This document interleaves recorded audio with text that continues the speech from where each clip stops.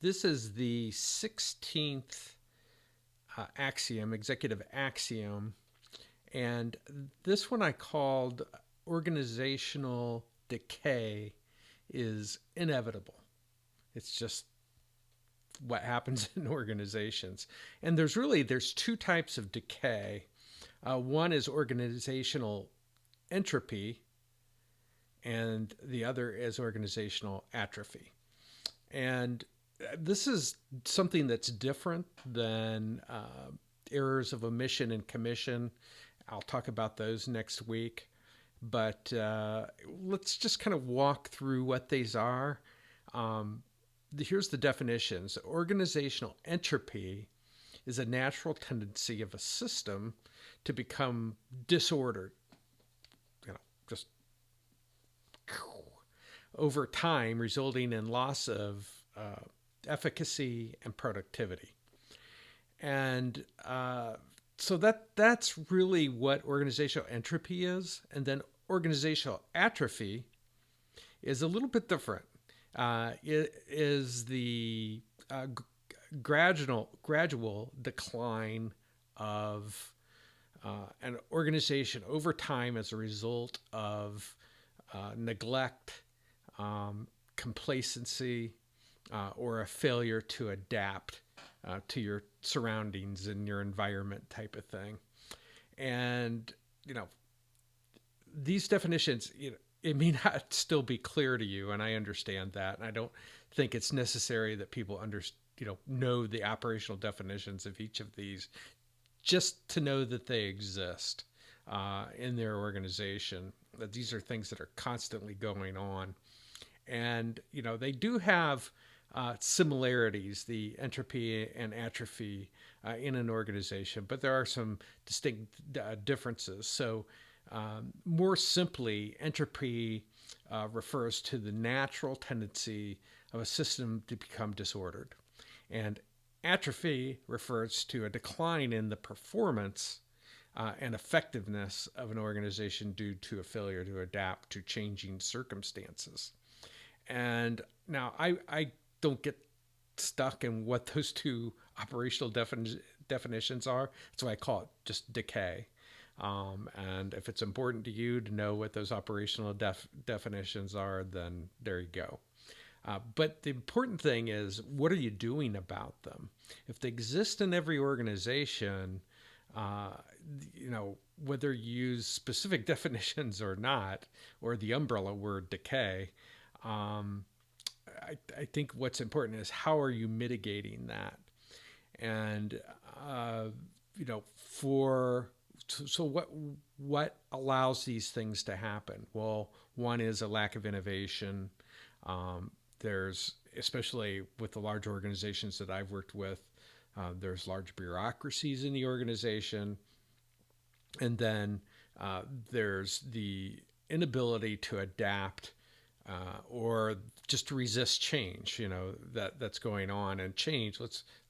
Let's admit it. I mean, change is a constant now. There's always something new coming out. Some things are helpful and some things are unhelpful, but people get caught up in the dynamics of change that either they ignore it or they overreact to it and embrace it when maybe it's not something good. But let's take a look at least these three, just to kind of give you an example. And I want to make mention that these are all things that the 95 method, my method, um, it mitigates these things just naturally. It's what they're there for. I don't think in terms of the decay that's going on. I see it in organizations, but and often the people in the organizations don't see it because it's just like anything else. Whether as a child growing up, I grew every year, you grew every year, going up, and sometimes they marked it on a wall or whatever it is, but you don't really feel the change. It's incremental, often very small, and that's how a lot of these things happen. But I can obviously see things that are missing in organizations.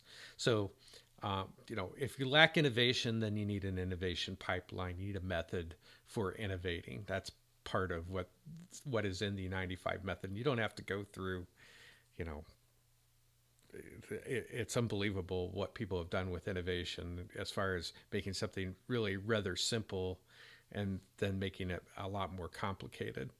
But being proactive in innovating should be part of what your organization does. And by virtue of not doing it, then you are typically creating some type of entropy in your organization, because it's just going to decay. You constantly have to be renewing things that are going on in the environment. And then the other thing, bureaucracy with a customer in design, you really do mitigate it by virtue of the customer design becomes kind of the center point of the design of your organization. And bureaucracy happens not typically with people who are working on the front line. It's all the ancillary areas around it. They just grow. And you're seeing this now with organizations that are shredding and shedding jobs as the economy continues to decline. And so all this bureaucracy that they felt they could afford before, which I never think is a good idea. Why would you have excess? It's ridiculous. But most of that excess is happening in a lot of the support areas.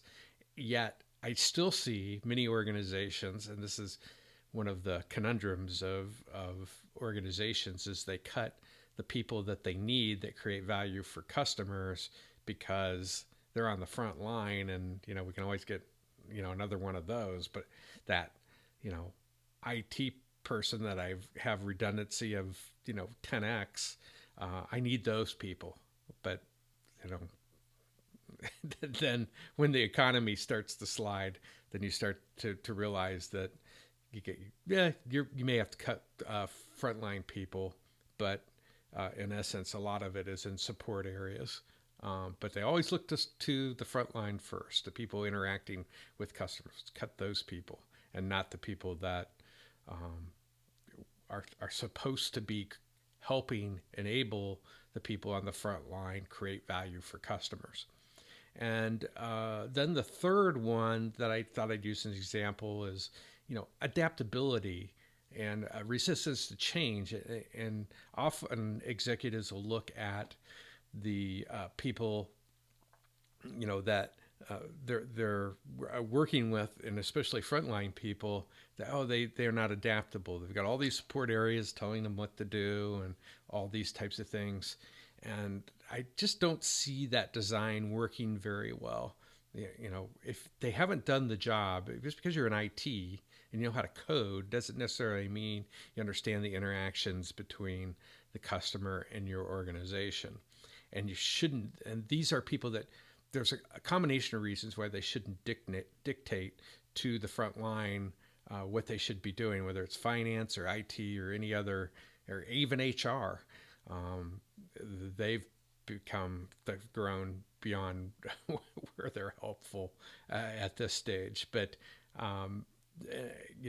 what's happening is that the people on the front line being told what to do all the time, they can't adapt to the change. They're waiting to be told the next thing, the next IT system, the next process from some other outside area in the organization. And so they can't adapt unless they're the ones that are involved in making the decisions about what should be going on between them, the frontline people that are customer facing, and as those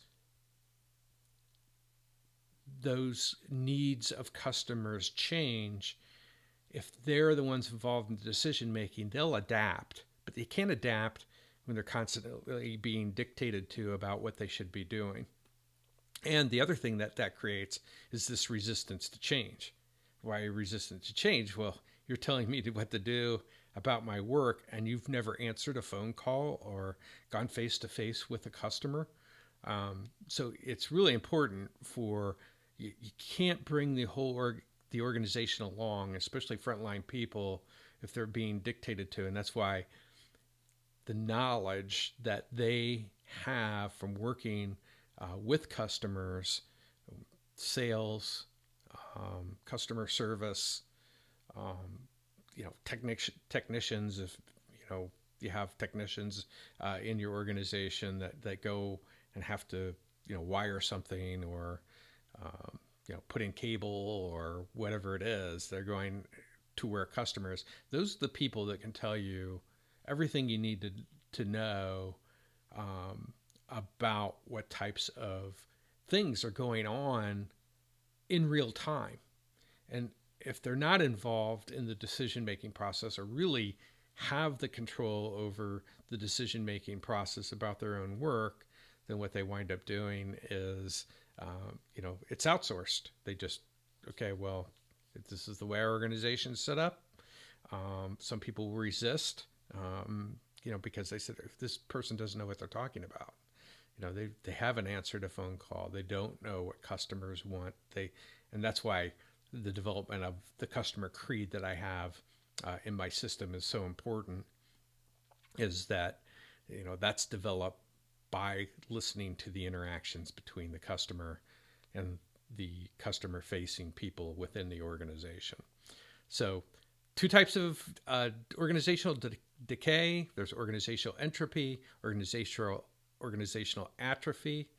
And to mitigate those, you need to have a method to do it that checks all the boxes of these things. Now, there are other things other than innovation. These are probably the top 3, bureaucracies that develop within an organization, and the inability to adapt, or having people that resist change. The design of your system is allowing this to happen. That's what I wanted to cover in this axiom. And remember, there is always a better way.